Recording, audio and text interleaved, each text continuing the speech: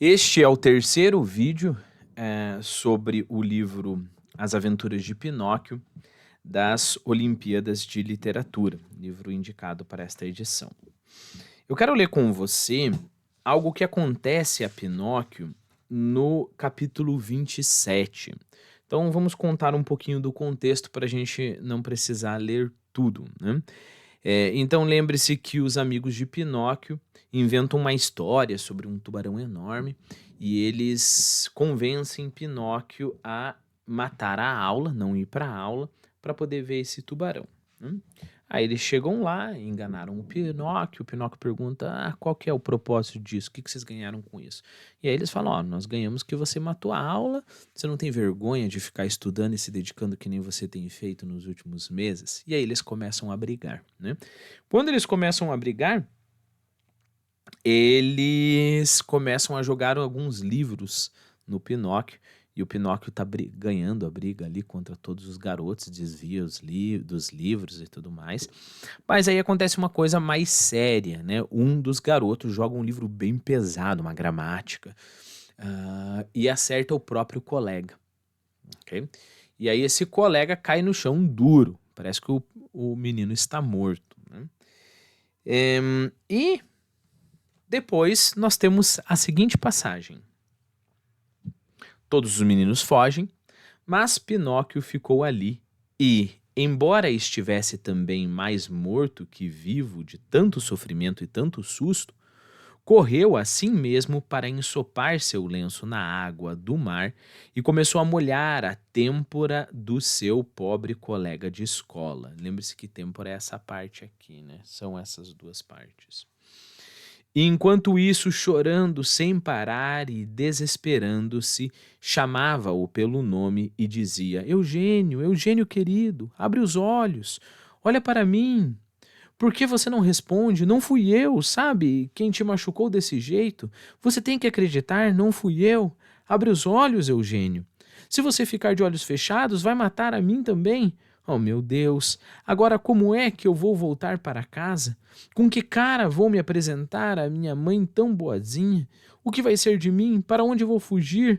Onde vou me esconder? Oh, como teria sido melhor, 1000 vezes melhor, se eu tivesse ido para a escola. Por que dei ouvidos a esses colegas que são a minha danação? Bem que o professor tinha me dito, e a minha mãe tinha me repetido, cuidado com os maus companheiros. Mas eu sou cabeçudo, teimoso, deixo todo mundo falar e depois faço sempre do meu jeito, e acabo tendo que pagar.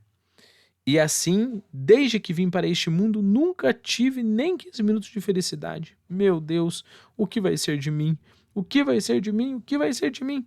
E Pinóquio continuava a chorar, a gritar, a dar socos na cabeça, a chamar pelo nome o pobre Eugênio, quando de repente ouviu o ruído surdo de passos que se aproximavam. Virou-se, eram 2 carabineiros. Carabineiros, lembre-se, é como se fossem os policiais daquela época, né? O que você está fazendo assim, deitado no chão? Perguntaram a Pinóquio. Estou cuidando deste meu colega de escola. Por quê? Passou mal? Parece que sim. Que mal que nada, disse um dos carabineiros, já abaixando-se e observando Eugênio de perto. Esse menino foi ferido na têmpora. Quem foi que o feriu? Eu não, balbuciou a marionete, que sentia faltar-lhe o ar. Se não foi você, então quem foi que o feriu? Eu não, repetiu Pinóquio. E com que foi ferido? Com este livro. E a marionete catou no chão o tratado de aritmética. Eu falei que era gramática, mas não, é aritmética, é um livro de matemática. Encadernado com capa dura e pergaminho para mostrá-lo aos carabineiros. E esse livro é de quem? Meu. Isso basta. Não precisamos de mais nada. Levante-se imediatamente e venha conosco.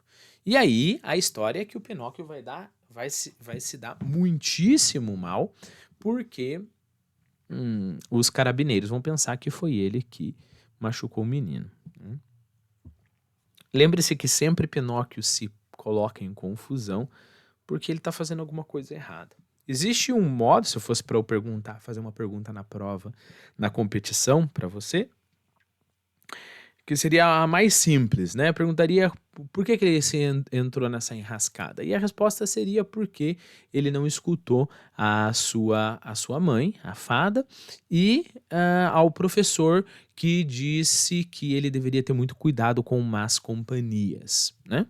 Ótimo, isso é pura verdade. Se realmente ele tivesse tido cuidado e não tivesse se deixado influenciar por más companhias, ele não teria ido lá, não teria acontecido a briga, ele não estaria nessa confusão. Mas tem um outro aspecto interessante aqui que nós temos que levar em conta também. E esse aspecto é ser esperto, né?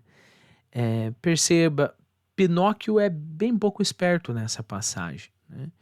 Ele automaticamente, assim que o menino ficou ali, ele automaticamente pegou a culpa para si e agiu como se ele fosse o culpado, né? Então, por exemplo, quando o carabineiro pergunta quem que foi que jogou, ele poderia simplesmente ter falado, olha, nós estávamos brigando, aconteceu isso, o outro menino jogou e assim por diante. Então ele desespera, ele não é nada esperto. Perceba, o problema aqui não é que ele não foi bom. Ele foi até bem bom. Ele foi tão bom que quando todos os outros meninos saíram correndo, ele ficou. E perceba, ele poderia ter saído correndo, né? Estavam brigando, foi um dos outros meninos que acertaram o livro na cabeça do, como é que é o nome? Eugênio, né? Então foi o gênio. Foi um dos outros meninos que acertou o livro. Então ele poderia simplesmente ter saído correndo. Então o problema aqui não é bondade. Ele foi até mais caridoso do que muitos seriam, né? Só que ele não foi nada esperto. Então nós descobrimos que a esperteza também é uma virtude, né? Eu vou indicar para você um conto que eu gostaria muito que você lesse, se você tiver a oportunidade, que está neste livro aqui do Oscar Wilde, ok? O nome do livro é Histórias de Fada. Então eu vou contar muito resumidamente o livro para você, a história para você, mas é claro que ela no original é milhões de vezes melhor do que eu vou contar. Então basicamente você tem um amigo rico e um amigo pobre, e o amigo pobre cuida de flores para sobreviver, né? Ele planta flores, vende flores, e o amigo rico tem muitas posses, né? Toda vez que o amigo rico passava na frente da casa do amigo pobre, ele levava ali umas flores, né? E nunca pagava nada, afinal de contas eles são amigos. E aí começa a acontecer um monte de coisas durante o conto. O amigo rico tem um problema no seu telhado e pede para o amigo pobre ajudá-lo. O amigo pobre fala, não, mas eu tenho que fazer a colheita das minhas flores e isso vai me atrapalhar depois, vai atrapalhar, não, por exemplo, na qualidade das flores. E aí o amigo rico vem com aquele papo, é verdade, a gente não encontra amigos como antigamente, se você realmente fosse o meu amigo, você me ajudaria. Aí o amigo pobre é convencido na hora e fala, não, eu vou te ajudar. Aí o amigo pobre fica lá o dia inteiro trabalhando pro amigo rico, o amigo rico nem faz nada, né? Aí um dia o amigo rico tem lá um carrinho de mão que ele ia jogar fora mesmo, todo velho, e dá pro amigo pobre e fala, olha, viu como é que nós somos amigos? Eu tô te dando esse carrinho de mão e não tô te cobrando nada, né? E o amigo pobre nem consegue usar o carrinho de mão, de tão velho que é. E aí, com a desculpa deste carrinho de mão, o amigo rico vai cada vez pedindo mais coisas, né? Tem uma hora ali que ele leva quase toda a colheita de flores do amigo pobre, né? E o amigo pobre vai sofrendo, né? E você fica pensando, conforme você vai lendo a história, nossa, esse amigo rico vai se dar mal. Esse amigo pobre no final vai ficar rico, alguma coisa assim, vai ser muito legal. Um dia acontece do amigo rico, eu acho que o filho dele está doente. E aí ele pede pro amigo pobre uma chuva torrencial e até uma fazenda para buscar o médico. né? E eu acho que alguma coisa como ele não dá um cavalo pro amigo pobre. O amigo pobre tem que ir a pé. Chega lá, o médico vai a cavalo com uma carroça, vê o doente, o filho do amigo rico, e o pobre do amigo pobre tem que voltar sozinho, de noite, escuridão total, nessa chuva torrencial, um dilúvio quase. O que acontece? Ele tá tão confuso ali andando no escuro, o amigo pobre, o amigo que ajudou o outro a história inteira, o amigo que só fez coisas boas. Ele está andando e passa, acho que próximo de um córrego, né, um rio, alguma coisa assim, cai dentro do rio e morre. Fim da história. Quando a gente lê essa história pela primeira vez, a gente fica muitíssimo revoltado. Como assim? Como assim que o amigo pobre só ajudou o outro e chega no final acontece uma coisa dessas, né? Só que depois a gente aprende essa lição, né? Porque os bons contos de fadas nos ensinam lições. Que tudo bem, provavelmente o amigo rico vai, em algum momento o amigo rico vai pagar pelas maldades que ele fez, né? Mas não é bom ser bobo.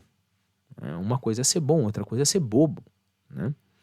Então, assim como nós temos que evitar a maldade, a desonestidade, a crueldade e tantas outras, a mentira, como o Pinóquio muito bem nos ensina, nós temos que evitar também sermos bobo, né?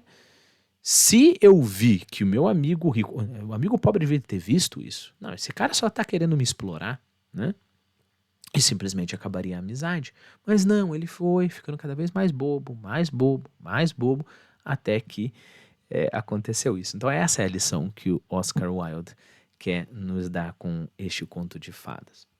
É claro que no Pinóquio aqui é em bem menor medida, mas perceba, ele paga também porque ele é bobo. Porque ele não vai, por exemplo, para sua mãe e falar: olha, eu estava brigando, aconteceu isso, eu só desobedeci eles porque eles me falaram de um tubarão, então eu peço desculpa. E percebeu? Se ele fosse esperto o suficiente para ter admitido que ele fez um erro não muito grande, ele gaseou a aula uma vez, porque os amigos dele mentiram para ele, né? Ele não teria entrado em problemas tão grandes, ok? Então, não vamos esquecer disso, do problema mais evidente do Pinóquio, que é não ter escutado a sua mãe e o professor em relação a más companhias, mas também do problema de ter sido tão bobo e não ter se defendido de uma forma mais inteligente.